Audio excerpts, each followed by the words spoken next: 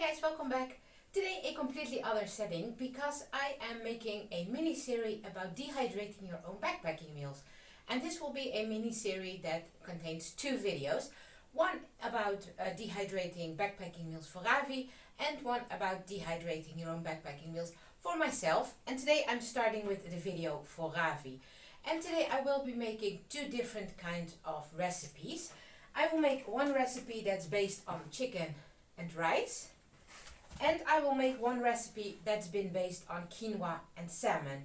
And I'm going to make the chicken recipe in the Instant Pot, and I'm going to make the salmon recipe on the stove. And today we are going to take you to show you around how I do this, what process I'm following, from cooking the recipes to putting it in the dehydrator and letting it dry for several hours.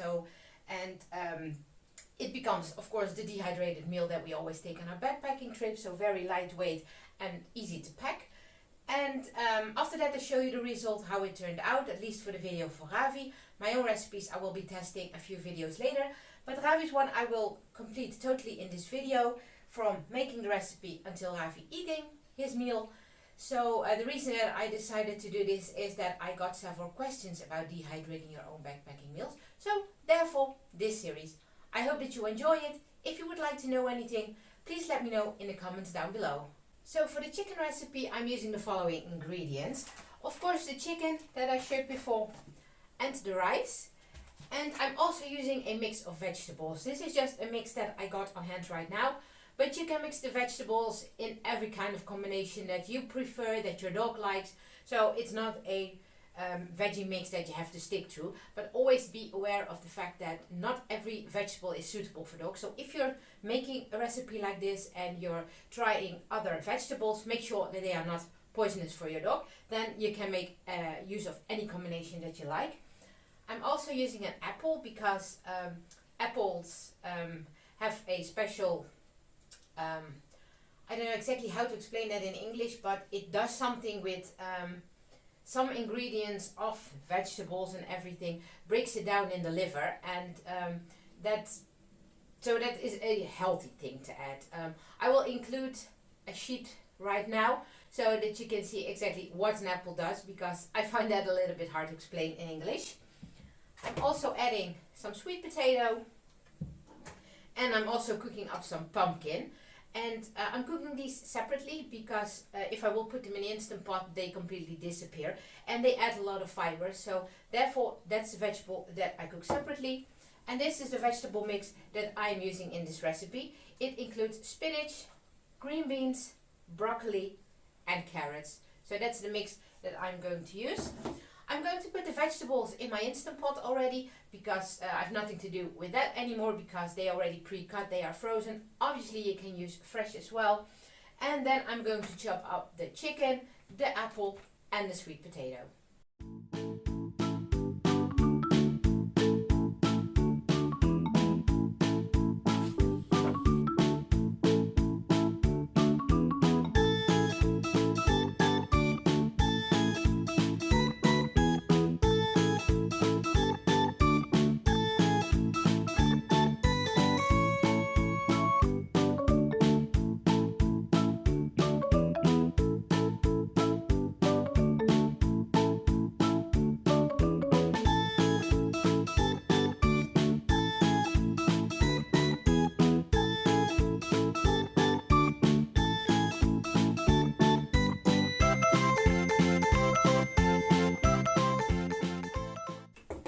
So the chicken has gone into the Instant Pot together with the vegetables. First I'm going to wash my hands because obviously I touched raw chicken. Then I'm going to add the rice and a little bit of oil. And you can make a decision whether kind of oil you would like to use. I switch between olive oil, which I put in before I start cooking it, or I put in coconut oil. And that I put in after that this has been cooked. But because I'm going to dry this batch for Ravi's backpacking meals, I am not going to add any oils in this time because oil dries a little bit harder.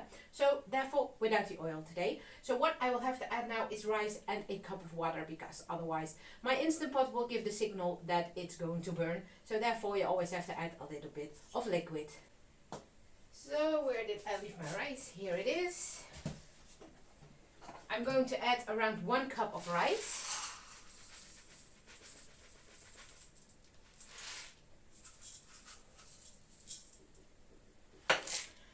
is just whole grain rice. So you can use whatever kind of rice your dogs prefer. Just shake it up a little bit. And then I'm going to add 1 cup of water as well. The original recipe says you have to add 2 cups of water, but my experience is that 1 is just fine, because otherwise at the end it will be way too watery. So therefore I am using only 1 cup of water. So everything is in the Instant Pot now. I'm going to show you, and then I'm going to put it in the pot itself and let it cook. So this is how it looks in the Instant Pot. Altogether, you do not have to mix it, that's not needed. It will cook all right through, as it is right now. And in the meantime, we've got the pumpkin boiling over here. So I have put it in the Instant Pot right now, close the lid, and I'm going to set the timer. And I am going to use a manual setting, high pressure, as you can see here. And I'm going to put the timer on 25 minutes.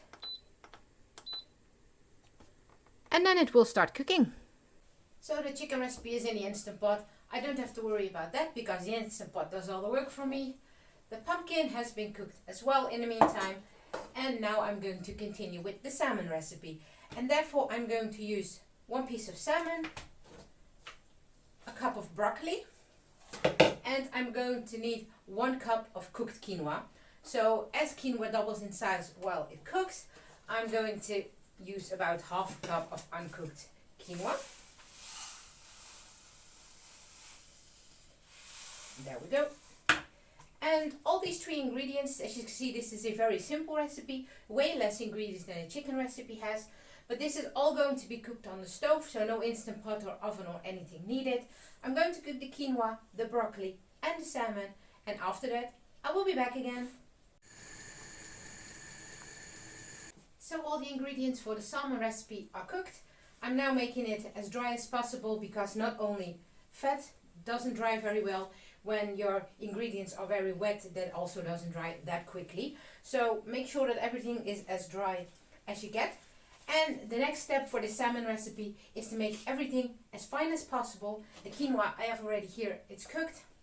And I'm going to chop the salmon and the broccoli in as small pieces as I can, because the smaller the better they dehydrate.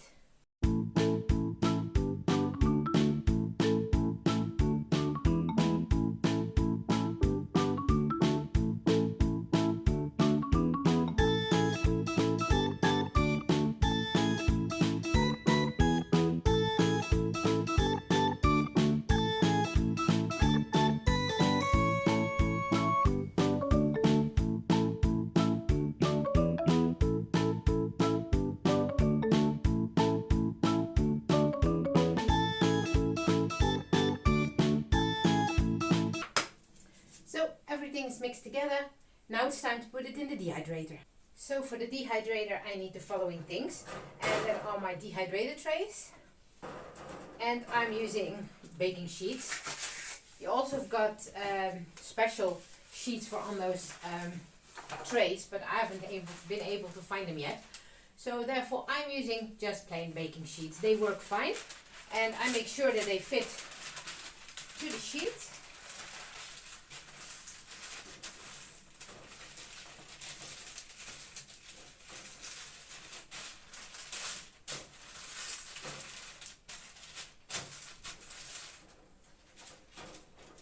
Now fits onto the trays, and always make sure that you've got around 1 centimeter left on the side, so the air can rotate through the dehydrator. And in order to be able to know the right size of portions for Ravi, I'm going to measure out the amount that he usually eats. So he usually eats 150 grams per portion. So I'm measuring that out just on a regular kitchen scale. No, don't need anything special for that.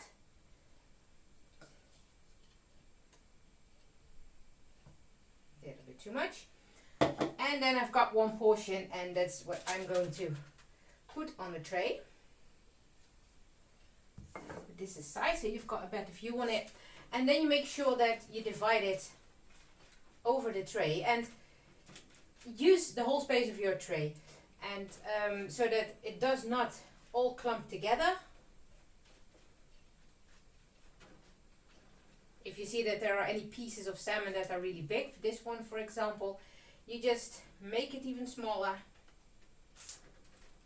and just spread it out evenly. So make sure that your layer is as flat as possible.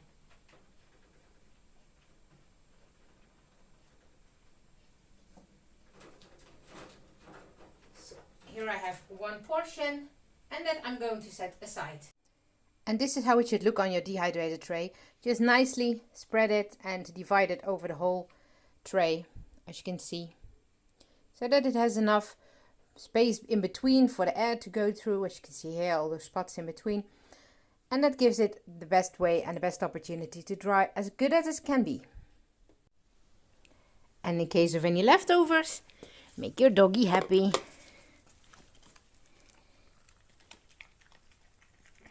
So that's the salmon recipe. As you can see, very simple one.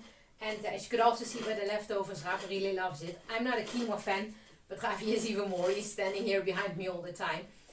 What I'm going to do now, I have to wait for the chicken recipe. I'm looking behind me here to the Instant Pot that tells me that has 12 minutes left to go. So what I'm going to do, I'm going to take you with me to the garage where my dehydrator is standing.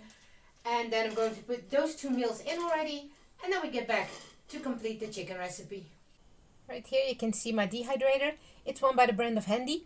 And it's one that I really like. You can adjust the temperature and everything, so that's really nice because not everything dries on the same temperature. Sorry about the bad lighting here in the garage. I used my external light and I hope that does it well.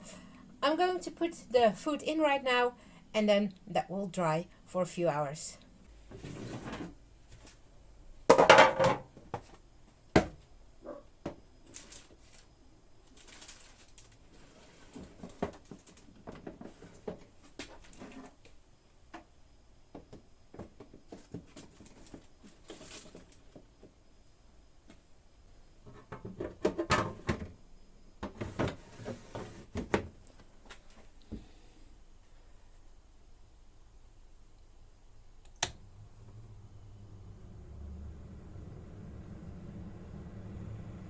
So the salmon recipe is already in the dehydrator.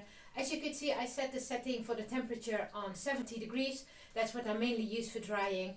And first I'm going to put it in for around 6 hours. Then I will be checking it. And usually that will be enough, especially for the chicken recipe, because of course they are smaller portions for Ravi. Can be that my own food has to dry longer. But last time I did it 6 hours was fine. So the Instant Pot tells me 4 minutes left for the chicken recipe, and then we're going to finish that one as well. So the Instant Pot is done as well, and I will show you that this will look totally different than the salmon quinoa recipe. And this also needs a little bit of more work to do before it can go in the dehydrator. As you can see, the Instant Pot doesn't do any magic, so I have to mix it up and make sure that all the pieces are getting small enough to go in the dehydrator. So what I'm going to do first is I'm going to mix everything. And then I see straight away that there is too much water in it. So, change in the first step. First we're going to drain it.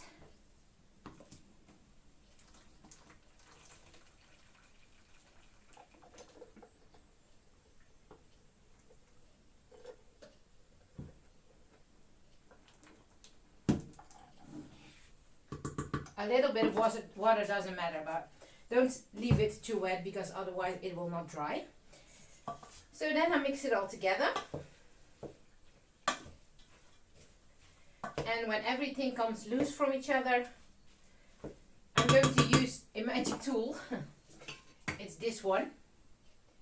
Got it on Amazon for a few euros, and this thing absolutely does magic. You just mash everything up for a few minutes so that the chicken and everything will separate into really small pieces. When the first round of mashing is done, I'm going to add the pumpkin to it. Give that a mix.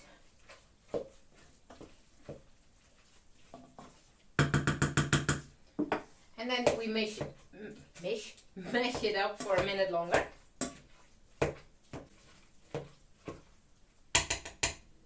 And after that, it will look like this.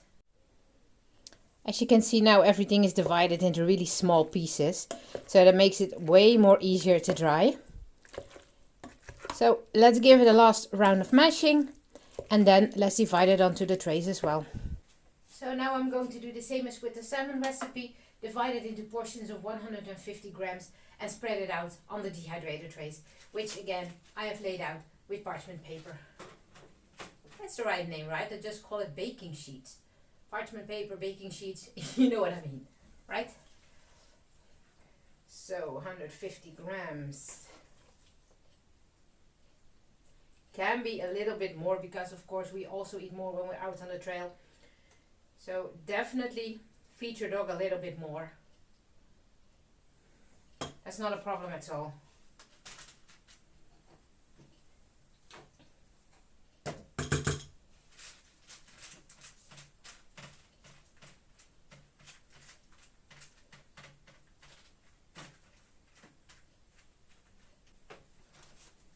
As you can see, it's also divided in portions. Be aware that you can completely fill out the trays. When I'm drying snacks, for example, then I'm filling it up completely. But for the purposes of this video, I'm working with smaller batches, so that's easier for you to see. But if you fill your dehydrator up completely, that's also cheaper, of course, because obviously those things do take electricity. They are not expensive in use, but they do take it. So try to load up your dehydrator as much as you can when you're using it normally. So those 3 portions are ready as well, and I will put them in the dehydrator next to, or not even next to, under the quinoa salmon recipes, and then they will have some time to spend in the dehydrator. Everything is in dehydrator right now, so I'm going to leave it for 6 hours. It is, let's check the clock, 1 in the afternoon right now, so around 7 o'clock tonight. I will be checking them again, so see you then.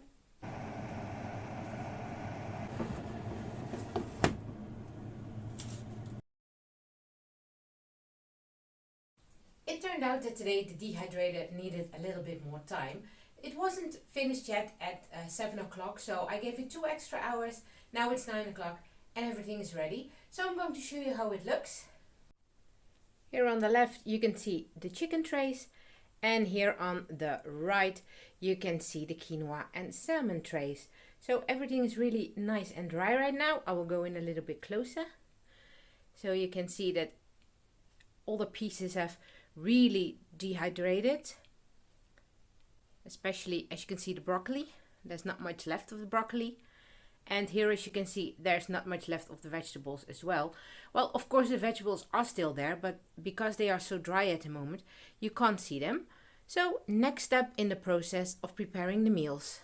And of course there is a big difference in weight comparing the dry ingredients and the wet ingredients. So it's always good to know when the first time you're going to dry any sort of meal that you dry it in single portions like I did today, because then you know how much weight you put in there when it was still wet, and then you can also see quite easily how much weight there is remaining when the drying process is done. So I'm going to weigh it out now. I know that from the chicken that I weighed 180 grams, so I weighed out a little bit more. Like I said, dogs can eat more on the trail as well.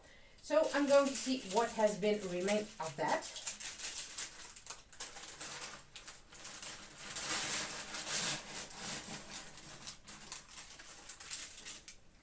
And of the amount that I had on the wet weight, it now has a dry weight of 48 grams. So as you can see, that's quite a difference.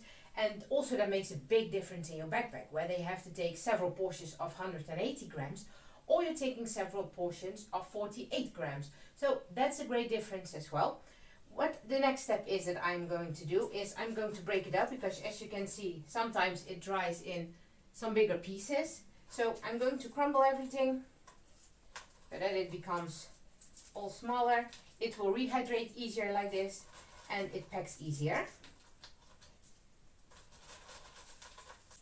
So when everything is small enough, then you can decide how you're going to store it. And dried as it is right now, it will last for several weeks to months. So always make a sort of list for yourself. When am I going to use which meal? And I know that Ravi and I are going to do an overnighter in 2.5 weeks time. So therefore I'm not going to extra lock it up or anything. I'm just going to put it in a Ziploc bag, just the plain ones that everybody knows, the freezer bags. And because it will be eaten within 2 weeks. And if I will use it for save it for a longer time, for example in about March or April, I will be dehydrating a larger batch for the upcoming backpacking season, then I will also vacuum seal the packages so they will even last longer then. But for now, a Ziploc baggie is fine. So just put everything in there.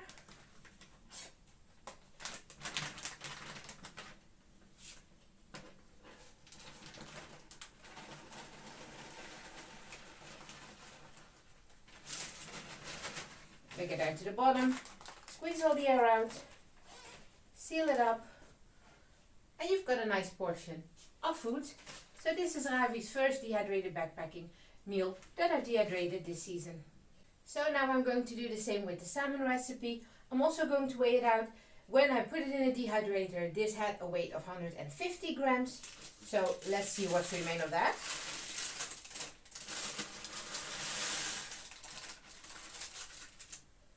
And that's practically the same amount as the chicken recipe, although it's even a little bit heavier, because this turned out at a weight of 50 grams. So 48 for the chicken and 50 for the salmon, although it is less in wet weight. So there you can see it's good to know what comes out in a dry weight comparing to the wet weight, so that you know exactly what your dog is going to need. And now you know the weights of each meal. When you dry a big batch, then you know after it's been dried how much you have to put in each Ziploc bag.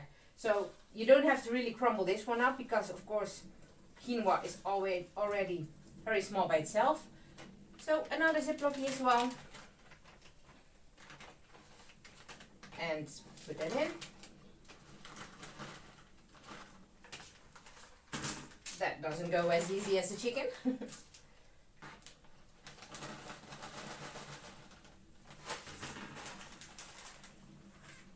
And here you have it as well. When I'm using Ziploc bags, I always choose the freezer bags, because if you want to rehydrate the meal also for your dog in a bag like this, the freezer bags will hold up the hot water, and regular Ziploc bags don't.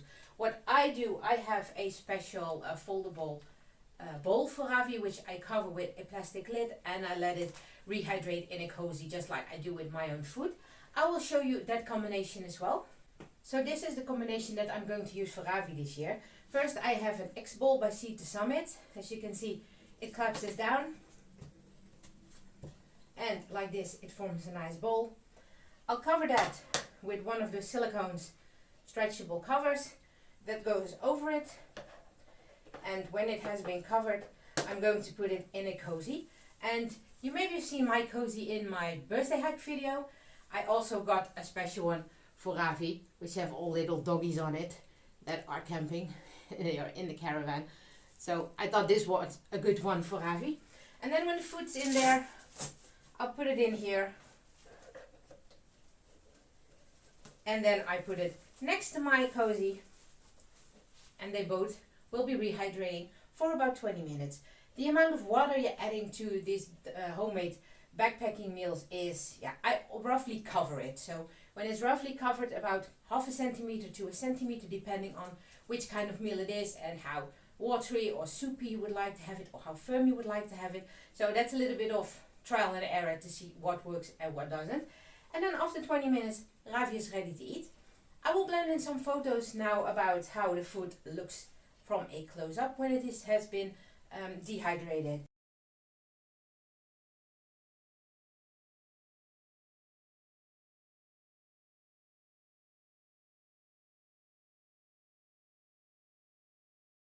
And then, that is the process of dehydrating on backpacking meals. I hope that this video was helpful. I hope in this last part the lighting wasn't too bad, because obviously it's later in the evening now, so it's dark outside.